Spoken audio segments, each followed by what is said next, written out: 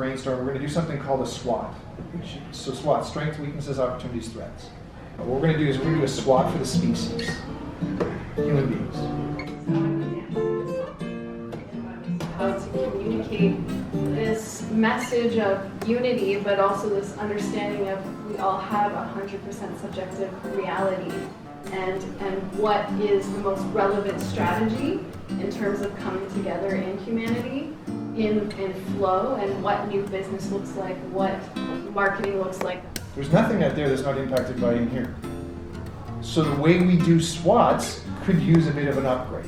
Typically tends to be the inner aspect of the person and or the inner aspect of the business, strengths and weaknesses. Now the opportunities and threats components are stuff that's out there. The opportunities out there and the threats out there.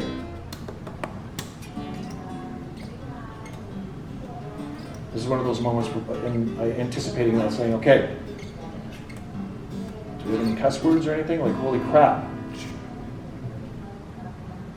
If you're in the sales game, and we're all in the sales game, every second of every day, the thing that people are actually telling you by actually, when you were saying, Dali, you were saying someone's actually afraid or they're pushing back, they're saying that's too pricey, whatever, this is really what they're all about. So the relationship is you've got bigger bandwidth than them, help them feel relevant. And it just has to be, it's an energetic thing, if nothing else. But if you ask them and you actually help them become accountable, that's even a bigger gift. But this is not what they teach in Sales School 101. That's why I'm so excited. Like the opportunity in tech is saying, thank God the men are not supporting the women. All right, let's actually look at another model. Because we need to deal with this as well as this. Business I see as a vehicle to the one raise consciousness because it actually focuses people and holds people accountable to results, which is very different than relationships or very different than even government or like any other sector. So that's why we consciously chose business, because it gets people to hold themselves accountable, and accountability is really critical to success. You stretch for what you want and then you dive down into the swamp, that's what you need. And making an enemy of the swamp is absolutely ridiculous if you understand that's where your superpowers was.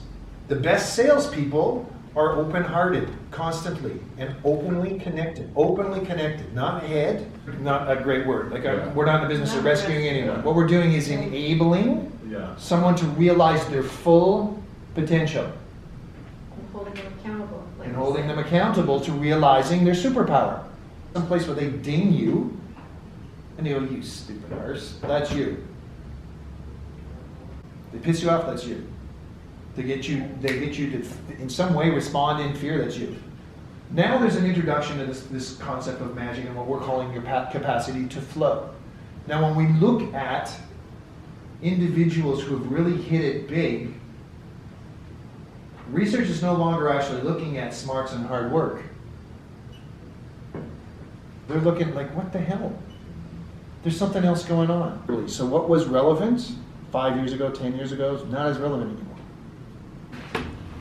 Biggest threat that's going on the planet right this second is as a function of info technology and biotechnology, which then ends up being, so we're now in the land of cyborgs. Vast majority of the population out there, either consciously or unconsciously, terrified that they're going to be actually replaced by machines and algorithms and cyborgs. We've never had this before. The political system, and the other thing that's happening is the political system is actually moving from something that liberalism.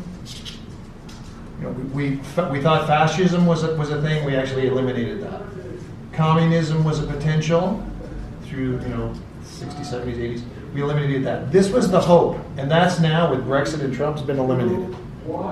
We used to, in our political system, at least say, hey, we're going to look after the best interests of our people. That's not the case now. Just to drink from the fire hose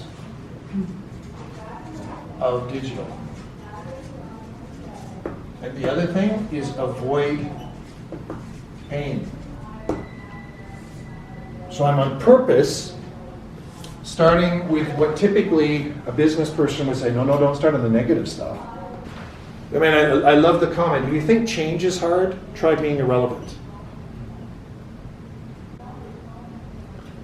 So I suggest to you, we're all in the business of helping people become more relevant than they were yesterday.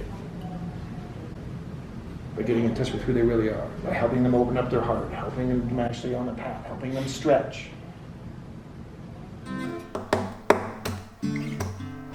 Who are you to say you understand the unknown? That's who we are. We get this.